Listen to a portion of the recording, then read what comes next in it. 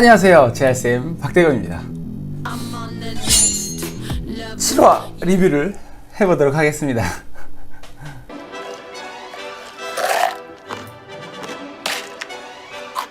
감사합니다. 남는 거죠. 네.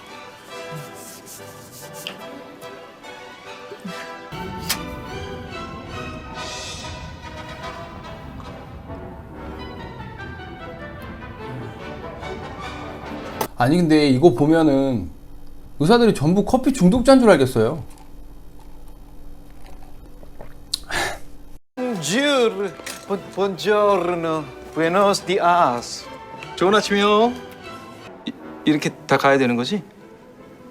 간암절제술 POD 7일째 된 환자분이시고 어제 CT 찍고 괜찮아서 JP 리무브 하셨고 지금 식사량도 좋으십니다. 좋네. 랩은 괜찮아? 네, 랩 결과 다 좋고 간 수치도 20입니다. 퇴원하셔도 되겠다. 이 회진 도는 방식은 교수님마다 다 다릅니다. 이익준 교수님이 이야기한 것처럼 너무 많이 한꺼번에 가는 건 별로고 이렇게 소규모로 다니는 걸 좋아하시는 분도 있고 이렇게 많을수록 좋아하시는 교수님도 계십니다. 그리고 회진을 도는 방식 자체도 많이 다른데 저 같은 경우에는 오전 7시에 먼저 의국에서 교수님과 함께 모여서 새로 입원한 신환 그리고 입원해 있던 환자의 상태를 보고하고 그거에 대해서 토의를 충분히 거친 후에 회진을 도는 그런 형태의 회진이었고요. 여기 이익준 교수님처럼 준비는 주치의가 이렇게 알아서 하고 병동으로 바로 오셔가지고 회진을 바로 이렇게 도는 그런 형식도 있습니다. 아무래도 이게 좀 더 시간도 절약하고 효율적인 방식이기는 한데 그만큼 주치의가 준비가 잘 돼 있고 노티도 딱딱딱 이루어져야겠죠. 환자 앞에서 혼나는 전공의가 되지 않으려면요. 지금 여기 어디예요? 두나 씨는 여기가 어디예요? 머리. 재활치료 내일부터 시작하자. 협진 내줘. 네. 전에도 설명드렸듯이 브로카 영역이라는 부분을 다쳐서 말하는 게 쉽지 않을 겁니다. 운동성 실어증이라고 하는데 말은 다 이해하는데 말이 제대로 안 나와요.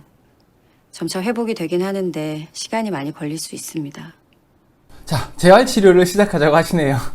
신경외과에서 뇌출혈에 대한 수술을 하고 나서 혈역학적으로 안정된 상태라고 생각이 되면 이렇게 바로 재활치료를 시작하자고 교수님이 이야기를 하십니다. 협진을 넣게 되면 이제 저 같은 재활학과 의사가 가서 환자 상태를 보고 재활학과적인 평가를 거쳐서 이 환자 상태에 맞는 적절한 재활치료를 진행을 하게 되죠. 이분의 지금 주된 증상으로 운동성 실어증에 대한 얘기가 나오는데 실어증은 그 실어증은 아니고요. 말을 잃는다라고 해서 실어증입니다. 실어증은 전 실어증, 운동성 실어증, 감각성 실어증 이렇게 크게 세 가지로 나뉘는데 여기 나오는 것처럼 운동성 실어증, 브로카 아파지아는 남이 말하는 언어를 이해는 하는데 내 말이 입 밖으로 나가지 않는 상태를 말합니다. 그래서 실제로 뭘 물어보면 고개 끄덕끄덕 하면서 대답이랑 다 정확하게 하시거든요. 단지 하고 싶은 말을 못하기 때문에 환자 본인이 굉장히 답답하실 수밖에 없고 그렇겠죠. 보호자분도 되게 답답하고요. 그런데 감각성 실어증은 반대로 나는 말을 하는데 상대방의 말을 이해를 하지 못하는 겁니다. 그래서 오늘 아침 식사 잘 하셨어요? 라고 물어보면 배드민턴을 잘 쳐 내가 뭐 이런 식으로 대답을 하는 거죠. 오히려 감각성 실어증은 환자분은 덜 답답해 하세요. 치료가 더 답답하죠. 그럼 전 실어증은 이해도 잘 안 되고 말도 못하는 그런 실어증이겠죠. 이 환자 같은 경우에 언어 치료를 중심으로 해서 몸의 균형이나 근력도 잡고 뇌를 활성화시킬 수 있는 중추신경계 치료를 진행을 하게 될 겁니다. 전 그럼 수술 날짜 다시 정해지면 그때 입원하면 되겠네요. 네, 보통 공여자는 수술 하루 전에 입원하니까 아버님은 수술 날짜 나오면 하루 전날 입원하시면 됩니다. 그리고 자세한 내용은 우리 주치의 선생님께서 다시 설명해 주실 거예요. 우리의 수술도 많이 어려운 수술인가요? 교수님, 해본 적은 많으시죠? 이식 수술은 다 어렵고 힘들어요. 환자분은 급성 간 경변증 말기로 간 기능이 많이 떨어져 있는 상태라 간 이식밖에는 방법이 없습니다. 실제로 겪어보신 분들은 아시겠지만 사실 교수님이 회진 도실 때 이 정도의 시간을 내기가 어렵습니다. 이익준 교수님이니까 이게 가능한 걸 수도 있는데 입원 환자가 20명이라고 했을 때 3분씩만 돌아도 1시간이거든요. 보통 교수님들은 뭐 간단한 설명 그리고 정서적인 안정감을 주시고 자세한 이런 의학적인 설명들은 대부분 주치의가 하죠. 그리고 실제로 환자나 보호자가 교수님이 오셨을 때는 뭘 자세하게 물어보기가 되게 어렵습니다. 타이밍 잡기도 어렵고요. 그런데 지금 이 오빠 보호자분이 약간은 좀 기분이 나쁠 수도 있는 그런 질문을 했잖아요. 그런데 여기서 이익준 교수님은 가장 이상적인 리액션을 하신 것 같아요. 이런 질문 같은 경우에 이런 것들을 기분 나빠하고 그런 티를 내는 의사 선생님들도 많거든요. 그런데 어쨌든 이런 질문은 의도 자체가 걱정과 우려에서 나온다는 것을 안다면 이 이익준 교수님처럼 근거 중심의 과학적이고 자세한 설명을 통해서 이런 전공법으로 대화를 풀어나가는 게 가장 현명하지 않을까 그렇게 생각합니다. 이거 다 내 거다. 누가 안 뺏어 먹는다. 나는 지성인이다. 최성화가 오빠가 많아서 밥을 빨리 먹는 그런 캐릭터로 나오기는 하지만 제가 겪어본 바로는 수술 파트 의사 선생님들은 대부분 밥을 굉장히 빨리 드십니다. 일부러 천천히 드시려고 노력하시는 분들도 되게 많고요. 이게 다 경험에서 나오는 몸에 배 가지고 빨리 안 먹으면 못 먹거든요. 그러한 경험들이 쌓이고 쌓여서 밥을 항상 이렇게 후루룩 마시는 그런 습관들이 있으시더라고요. 제가 심층적으로 분석해본 결과로는 보통의 좀 밥을 내가 빨리 먹는 편이다 라고 하시는 분들보다 약 2.3배 정도 차이가 나는 걸로 밝혀졌습니다.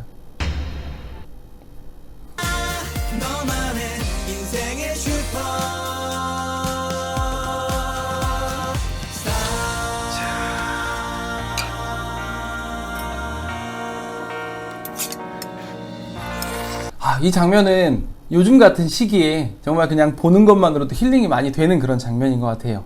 요즘은 진짜 매일 답답하고 뿌연 느낌으로 그렇게 항상 지내는 것 같아요. 근데 이거 보면 좀 시원하고 상쾌하고 그래서 좋았던 장면인 것 같습니다.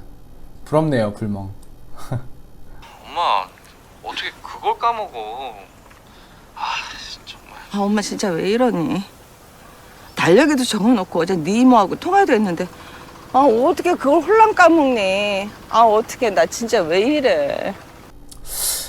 건망증이라고 하기에는 조금 큰 행사를 지금 잊어버리셨죠. 이 정도면은 병원 가서 검사하게 되면 경도인지장애로 진단을 받을 가능성도 있습니다. 경도인지장애는 치매 전 단계 정도로 생각을 하면 되는데요. 저번부터 자꾸 이런 이벤트를 자꾸 보여주는 게 심상치 않네요. 우리 엄마는 정반대야. 건강 염려증. 동네 병원 한 10군데는 다니시는 것 같아. 엊그제는 두통이 잦다며 뇌 CT 한번 찍어보고 싶으시다고. 찍어드려. 의사 중에서도 건강염려증 환자들 진짜 많습니다. TV 보다 보면은 등 쪽이 결리면 췌장암의 가능성이 있을 수 있다, 이런 얘기 나올 때 있죠. 속이 쓰리면 위암에 대한 검사를 해봐야 된다. 그러면 그런 것들 보고 병원에 오시는 경우들이 있거든요. 그런데 의사는 아무래도 여러 가지 병에 대해서 좀 자세하게 알고 있어야 하는 그런 직업이다 보니까 조금만 나랑 뭐가 맞거나 하면은 더 쉽게 신경 쓰고 걱정하고 불안해하고 하는 경우들이 생길 수가 있는 것 같더라고요.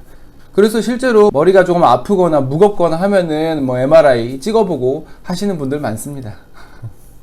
죄송합니다.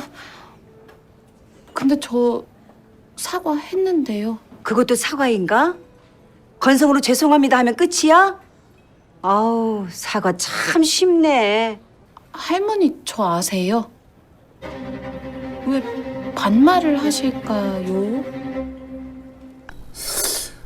주민아는 양석형과 무조건 이어지겠네요. 확실합니다. 저기요. 그래도 체열은 경력 많으신 선생님이 해주셨으면 좋겠습니다. 부탁드릴게요. 그렇게 할게요. 너무하시다. 오늘 밤 일찍 주무시고 술도 절대 드시면 안 되고요. 네, 그러겠습니다. 두 사람의 생명이 걸린 일입니다. 무조건 성공하셔야 되고 성공하리라 믿습니다. 화이팅! 이게 의료진 입장에서 심한 건 아니지만 조금 진상 보호자인 것처럼 묘사가 됐잖아요. 회진 돌 때 이런 식으로 복도에서 보호자분이 교수님을 붙잡고 이야기를 하는 경우에 대부분 교수님들이 별로 좋아하지를 않습니다. 뭐 이익준 교수님이야 뭐 완벽에 퍼펙트니까 다 받아주시지만요. 술 마시지 말고 일찍 자라는 거에도 그냥 이렇게 네 해주시잖아요. 근데 제 경험상으로는 이런 분들이 있잖아요. 이런 분들이 치료만 잘 이루어지면 이 교수님에 대한 신뢰도가 200%, 300%가 됩니다. 완전히 광팬이 돼버려요. 누가 준 거야? 안성주 환자 오빠분이요. 정말? 네. 좀 전에 오셔서 병동에 떡이랑 음료수 돌리고 가셨어요. 너무 죄송했다고 자기가 잠깐 정신이 나갔었던 것 같다고 우리들한테 사과하시고 송수빈 선생님한테는 손편지까지 주셨어요. 이거 수술 잘 돼가지고 막 떡 돌리고 이렇게 하는 거 보세요. 정말 맞죠? 진짜 그렇다니까요. 교수님, SAH로 왔는데 환자분 지금 멘탈이 콤하고 셀프도 없고 퓨필도 풀딜라테이션이고 모터도 제로입니다. 잠깐 어레스트도 났었고요. 어떻게 할까요? 내가 가서 볼게. SAH, 지주막하 출혈은 외상이 아닌 자발성 뇌출혈 중에 하나고요. 흔하게는 지주막 아래쪽에 있는 동맥류가 파열되면서 생깁니다. 고혈압과 관련이 있는 경우들이 많겠죠. 발생하는 순간 사망률이 40%에 육박할 정도로 매우 위험한 질환이고 병원으로 와서 생존을 한다고 해도 한 30% 정도에서는 심각한 후유증을 남길 수 있는 그런 질환입니다. 지금 이 할머니 같은 경우에도 뇌사 상태로 지금 생각이 되어지는 상황이죠. 선생님, 배 안 고프세요? 인턴은 펠로우 선생님한테 교수님이라고 불러야 합니다. 뭐 개인적으로 친하면야 상관없지만. 우리한텐 매일 있는 일이지만 환자들한텐 인생에서 가장 큰 일이고 가장 극적인 순간이야. 그런 순간에 우리를 만나는 거야. 오빠분도 아실 거야. 자기가 지금 어떻게 보이는지. 근데 아마 그건 하나도 안 중요할걸? 내 가족의 목숨이 달린 일인데 다른 사람들이 날 어떻게 보든 뭐가 중요하겠어. 의사들도 자주 잊어버리게 되는, 그래서 매 순간 필요할 때마다 항상 상기해야 하는 굉장히 중요한 이야기를 지금 이익준 교수님이 해주고 계십니다. 의사에게는 지겹도록 많이 보게 되는 그런 일들이 환자에게는 생경하고 고통스러운 일일 거거든요. 선생님은 수많은 학생을 보지만 이 학생들에게는 선생님이 한 분이듯이 의사도 매일 반복되는 일상 안에서 환자 한 분 한 분에게 최선을 다해야 한다는 거. 그게 의사로서의 지가의식이고 윤리의식인 것 같습니다. 그리고 또 하나, 진짜 제 경험상으로 실제로 막상 본인이 환자 또는 환자 보호자가 되면 의사들이 제일 진상입니다. 제가 겪어봐서 알거든요. 선생님, 우리 애 먼저 봐주세요. 열경기 같아요. 열이 40도까지 올라갔다고요. 잠깐만 밖에. 언제? 지금 말하라니까! 닥터님?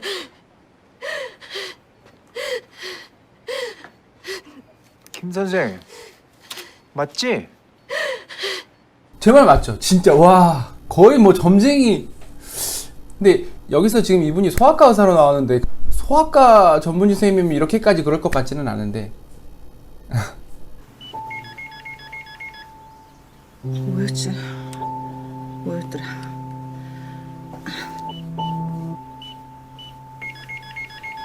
나 진짜 왜 이래? 굉장히 안타까운 상황인데 아마 다음 화에서 최송화 교수님한테 진료를 보고 하면서 스토리가 진행되지 않을까 싶네요. 교수님, 겨울이에요. 갑자기 광주에 내려가게 됐어요. 자세한 이야기는 나중에 하겠습니다. 지금은 통화가 힘들어요. 나중에 다 말씀드릴게요. 아니 저는 근데 광주까지 가는 길에 시간도 많은데 그냥 통화하고 이야기하면 안 되나? 너무 달달했어서 관계의 역동성을 좀 주려고 하는 그런 거 아닌가 생각이 들긴 하는데 보통 그냥 이야기하지 않나요? 배려를 해서 일부러 숨겼다고 하기에는 그것도 너무 서운한데. 오늘도 재밌게 보셨다면 구독 눌러주시고 다음 스리생 8화 리뷰도 함께 해주세요. 감사합니다. 구독, 좋아요, 감사합니다.